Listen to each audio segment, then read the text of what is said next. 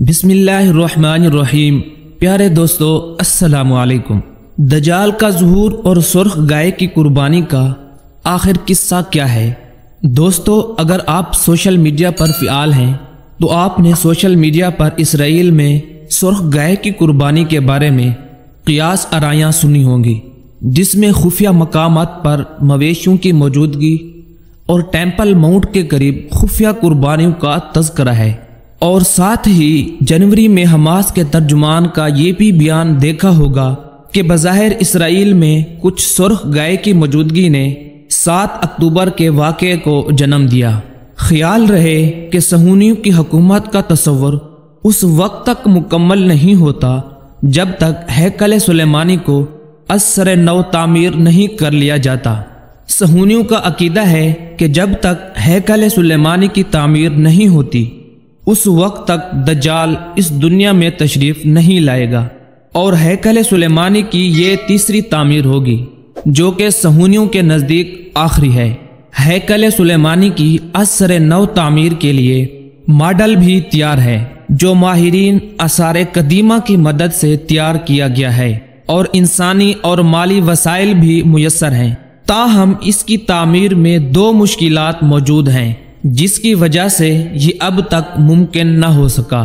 पहली मुश्किल ये है कि हैकल सुलेमानी की तामीर के लिए सहूनियों को गुनाहों से पाक करने वाली कुर्बानी की शर्त है, जिसके लिए कदीम यहूदी रिवायात के मुताबिक कुर्बानी के लिए एक ऐसी सुर्ख गाय दरकार है जिसका एक बाल भी किसी और रंग का न हो, हत्ता के बूढ़ा भी न हो।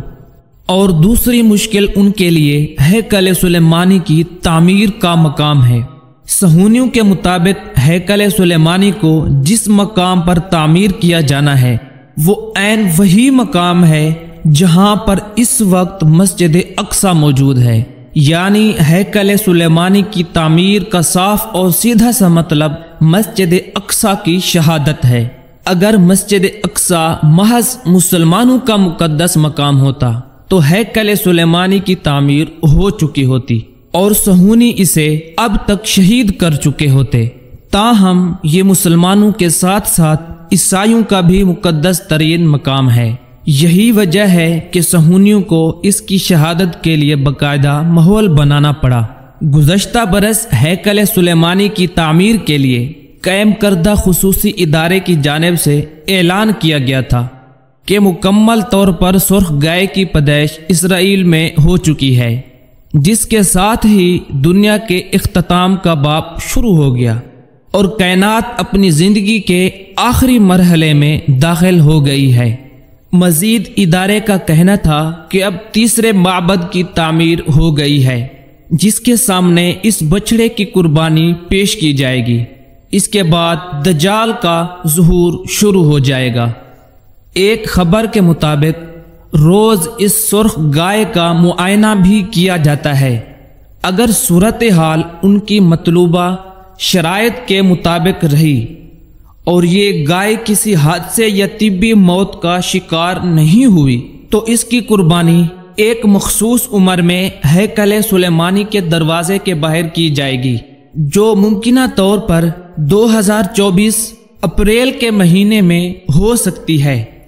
कुर्बानी के बाद बछड़े के गोश्त के टुकड़ों यानी खाल, खून, चर्बी और गोबर सब को खुशबूदार लकड़ियों में जलाया जाएगा और इसकी राख को मतलूबा शरायत रखने वाले पानी में मिलाकर मुंतखब काहिनों पर छिड़का जाएगा।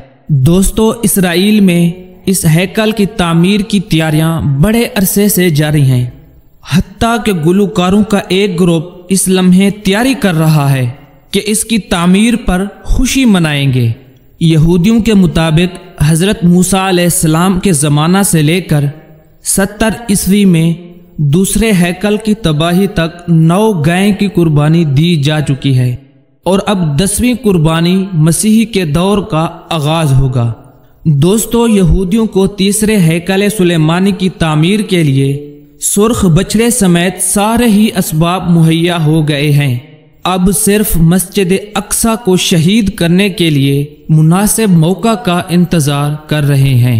اس تناظر میں اگر غزہ کی موجودہ جنگ کو دیکھیں تو بہت سارے انکشافات ظاہر ہوتے ہیں۔ مزید معلومات کے لیے ہمارے پیج کو فالو کیجیے۔